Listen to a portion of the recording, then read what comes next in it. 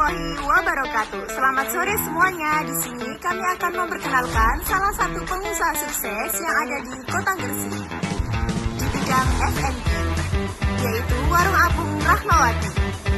Warahmatullahi wabarakatuh. Halo semuanya, selamat sore. Kenalkan, nama saya Muhammad Marafli, NIM 250 30 10 90. Saya sebagai ketua kelompok dari kelompok 3 bisnis kreasi. Assalamualaikum warahmatullahi wabarakatuh. Halo semuanya, perkenalkan nama saya Yunita Endawardana dengan NIM 250301006. Saya sebagai anggota. Warahmatullahi wabarakatuh. Selamat sore semuanya. Perkenalkan, nama saya Nazwa Rizky Cintia Putri, NIM 250301042. Saya Assalamualaikum warahmatullahi wabarakatuh. Perkenalkan, nama saya Muhammad Yaina dengan NIM 250301008 sebagai anggota.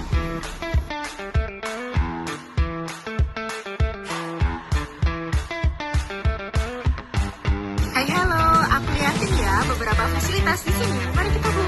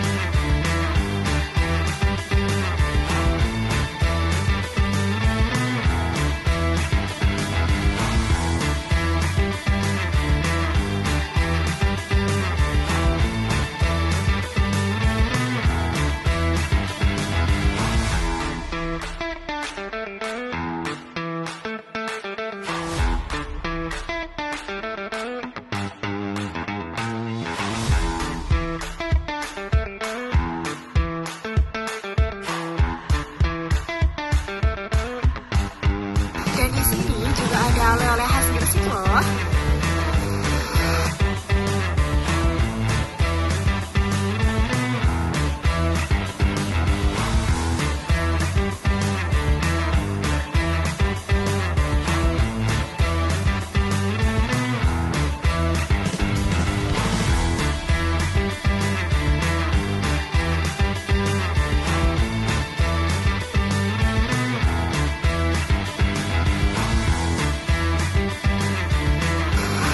Oke, di sini sekarang saya mau spill menu dan harganya.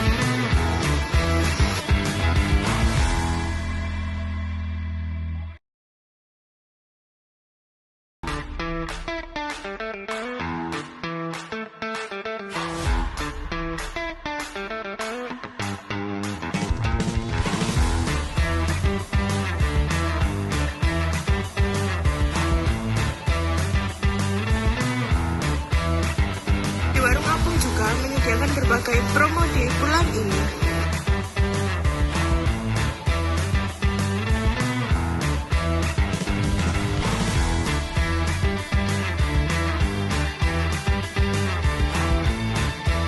Ini juga menjaga ruang VIP. Mari kita lihat ke dalam.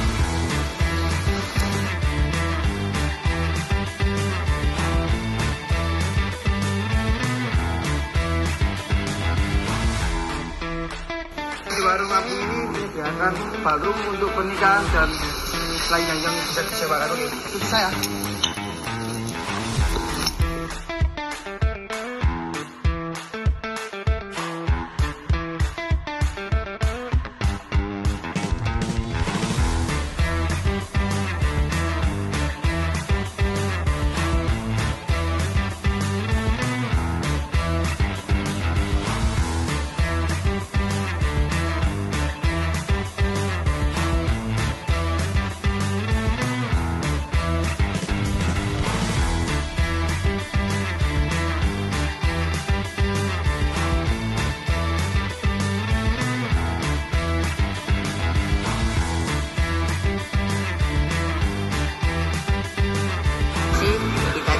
Universitas Muhammadiyah Gresik, Ujung Betana, Tamarung Apung ini.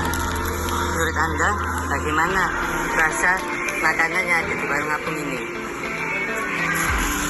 Kalau dari kita sih lumayan enak, karena apa namanya dari apa namanya kita kan di industri bersih ya, jadi nggak ada jarang buat kita mau ke pantai atau pesawat itu jarang. Jadi makanan ini menurut kami ya enak, tapi ada minusnya sih, dingin kak. Jadi makannya dingin. Nah, kalau makanan dingin kan agak kurang ya kak. Jadi kita itu yang kebiasaan untuk makanan panas itu lebih enak gitu. Ternyata nggak sesuai kita sih yang dingin tadi. Cuma itu aja. Kalau dinginnya sih enak banget. Terus suasananya bagaimana kak? Mungkin karena ini siang ya, agak gitu. Atau siang suasananya yang nyaman gitu kan. Ini malah jadinya ngantuk gitu tapi ya. Tapi ya masih dari suasananya ya emang apung gitu, warung apung. Dan desa gitu ya. Terima kasih kakak. Dalam menyempatkan waktu untuk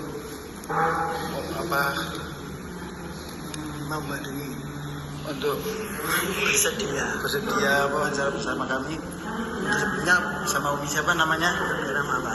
Rahmawati ya. Owner warung apung. Owner warung apung Rahmawati. Apa yang kamu tanyakan? Untuk pertama kali berdiri warung apung sendiri itu 2023.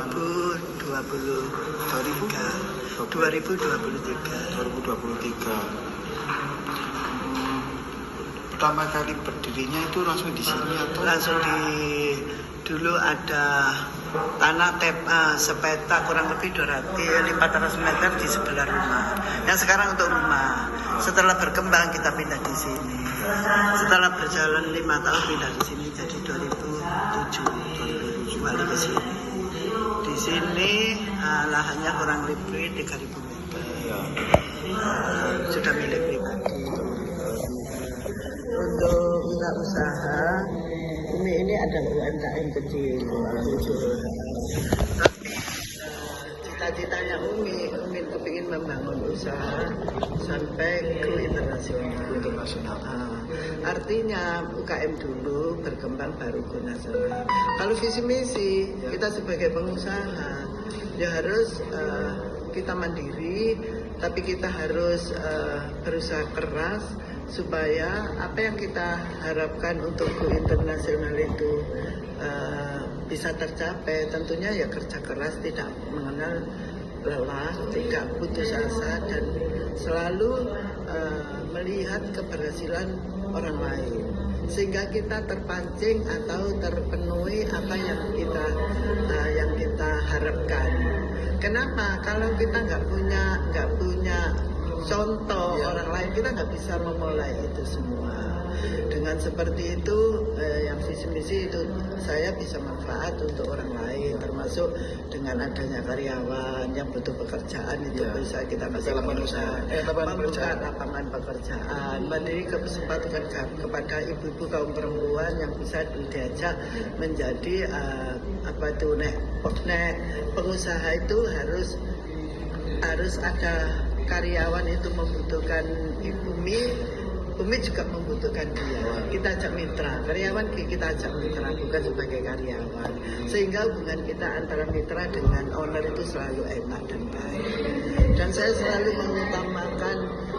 mengutamakan pelayanan dan kualitas mutu supaya warung kita itu tetap bertahan dan eksis. Kalau kita itu hanya sekarang menjual rasa enak, besok jual lagi rasa beda, ini tidak bisa bertahan. Lama-lama kita membuat konsep dan SOP sehingga masakan kita itu tidak pernah berubah seperti itu. gimana tantangan waktu pertama memulai bisnis kan? Kalau memulai bisnis itu saya memang Umi belum ada pengalaman. Umi dulu seorang guru, tapi dengan berjalannya Umi hobi masak, sehingga pengalaman itu akan timbul sendiri seperti otodidak. Karena belajar setiap hari sehingga menciptakan menu-menu yang dirasa Umi kalau menurut Umi enak, kita belum tentu enak untuk orang lain. Jadi kita compare menu. Kalau Umi suka manis, orang luar nggak suka manis, ya manisnya kita kurangi, garamnya kita tambah. Orang itu kita harus mengikuti pasar. Pasar itu di Gresik ini orangnya nggak suka manis tapi suka pedas dan asin. Itu kita compare. Jadi apa yang manis kita ganti pedas dan asin. Tapi Umi punya moto kalau pedas asin nggak ada manis kan nggak ada rasa. Sehingga ada 3 komponen ini dipersatukan, di mix supaya bisa bersatu sehingga rasa itu bisa diterima orang lain juga diterima oleh warga Gresik, khususnya diterima oleh keluarga Umi sendiri seperti itu.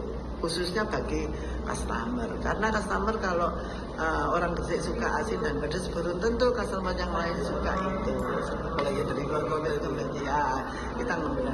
Dan pelayanan tentunya nomor 1. Orang membangun rumah makan itu bukan asal buka besok tutup, tapi jangka waktu panjang, kelanjutan ini yang beritahu. Dan kita selalu punya moto, kalau hari ini saya bisa mengambil customer 100 orang, mempertahankan customer sampai tahunan itu yang sulit. Nah, itu tantangan. Ya, makanya dengan adanya servis dan mutu masakan itu tadi. Karena servis itu kan pelayanan enak, masakannya enak, temannya, tempatnya nyaman, penyajiannya cepat, pelayanannya cepat. Terus customer itu masuk itu kru karyawan ini ada senyumnya, ada 3S itu kalau sekarang ya. Harus ada senyum, sapa, salam, itu kan nomor 1. Itu salah satu di rangkaian itu. Kalau untuk mempertahankan usaha itu tergantung kita cara mengelolanya. Karena di pasar dengan adanya pengalaman dengan adanya COVID kemarin, COVID kemarin itu memang jatuh semua pengusaha, apalagi makanan. Kita nggak boleh buka. Tapi Umi punya strategi, kita tidak menjual di tempat, dijual di warung HNN, tapi kita bisa melayani online sehingga penghasilan kita tetap bertahan. Karena waktu COVID banyak orang nggak berani keluar, sehingga kita melayani online yang notabene nanti pengiriman itu kita usahakan gratis sampai di tempat. Dan cara-cara untuk cara mengirim masakan supaya aman sampai ke customer itu kita selalu membuat jadwal durasi waktu tepat waktu, itu namanya pelayanan. Contoh kalau ke Jalan Kartini kita nanti sampaikan ke customer 5 menit sudah nyampe Ibu, kalau agak jauh 10 menit sudah nyampe Ibu. Jadi ya, customer itu juga menunggu dengan enak, monitor. Kami juga di staff yang ada, petugas yang ada di warung ini selalu monitor anak yang sedang kirim masakan itu tadi. Kalau untuk mempertahankan, yaitu tadi mempertahankan supaya ini rumah makan ini bisa bertahan, dan kita sebagai pengusaha kita selalu berinovatif. Umi ada waktu beli makanan di luar, apa sih yang enak di sana, tempatnya nyaman apa enggak, pelayannya bagaimana, itu sebagai pembanding supaya kita itu bisa mempertahankan usaha kita. Tapi kami tetap minta masukan dari orang lain, dari teman-teman lain. Jadi yang bagus kita ambil, yang jelek kita tinggal, seperti itu. Kalau kita semua pengusaha ya tentunya berusaha itu tidak hanya bekerja juga kita berdoa dan kita bersedekah supaya perusahaannya atau warungnya ini mendapat ridho dari Allah dan berkah. Dan karyawan-karyawan saya tanamkan semua wajib sholat, kalau puasa wajib puasa. Saya ajari tidak ada kebohongan di antara kita. Kita harus open manajemen dan jujur seperti itu. Untuk ekspansi ke depannya gimana, Om? Ekspansi ke depannya warung apung ini tetap akan buka cabang di beberapa tempat. Tapi sekarang ini karena untuk saat ini masakan menu-menu milenial ini kan milenial ini Genji, fast food Genji ini kan lagi bertebaran dan semarak di mana-mana. Ya anggap aja pasarnya Genji itu nanti ada sendiri, pasarnya Umi untuk keluarga tetap ada sendiri. Saya kira kan Genji pun masuk ke kita ya memang sudah berkurang, tapi enggak semua Genji nggak berani masuk, tetap masuk, cuma memang berkurang. ya. Tapi kalau masakan-masakan Gen Z saat ini yang termasuk booming, kok beruakan gitu ya. Habis itu menurun, redup. Tapi nggak musiman. Kalau di tempat Umi kan bukan musiman. Memang kita melayani secara familiar yang kekeluargaan, tapi dengan adanya komunitas, dengan adanya dinas-dinas kantor, itu tempat-tempat acara, itu yang membuat kita masih bisa bertahan.